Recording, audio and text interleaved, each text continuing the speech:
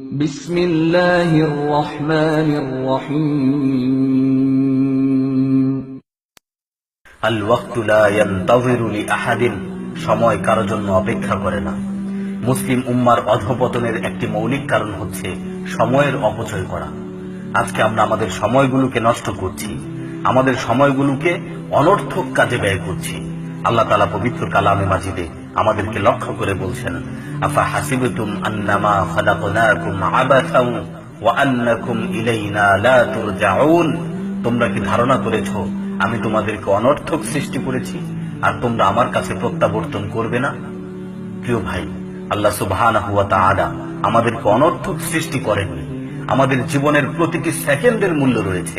হাদিসের মধ্যে এসেছে, কিয়ামতের দিন কয়েকটি প্রশ্নের উত্তর দেওয়ার আগ পর্যন্ত আদম সন্তান তার পা নাড়াতে পারবে না। তার মধ্য থেকে প্রথম প্রশ্ন হচ্ছে, আন উমরিকা ফীমা আফনাইতা, তুমি তোমার জীবন সম্পর্কে বর্ণনা দাও। তোমার জীবনকে তুমি কোন কাজে ব্যয় করেছো? তোমার জীবনের প্রতিটি সেকেন্ড তুমি কিভাবে কাটিয়েছো? প্রতিটি মিনিট তুমি কিভাবে কাটিয়েছো? প্রতিটি ঘন্টা তুমি কিভাবে কাটিয়েছো? প্রতিটি দিন তুমি কিভাবে কাটিয়েছো? প্রতিটি মাস তুমি কিভাবে কাটিয়েছো? প্রতিটি বছর তুমি কিভাবে কাটিয়েছো? তোমার জীবনের পরিপূর্ণ হিসাব দাও।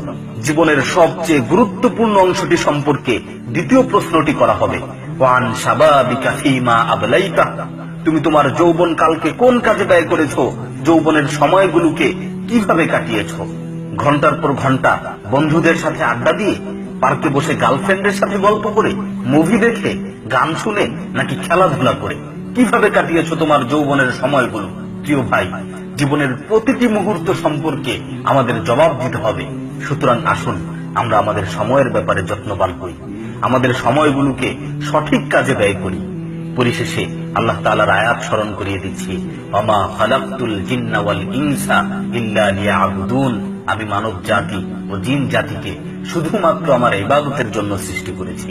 আল্লাহ তাআলা আমাদেরকে বেশি বেশি করে তার ইবাদত করার তৌফিক দান করুন, আমাদের সময়গুলোকে সঠিক কাজে ব্যয় করার তৌফিক দান করুন।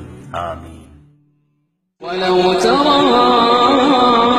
إذ وقفوا على النار فقالوا يا ليتنا نرد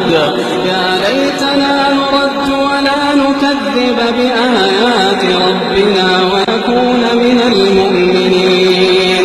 ولو ترى إذ وقفوا على النار فقالوا يا ليتنا نرد ولا نكذب بآيات ربنا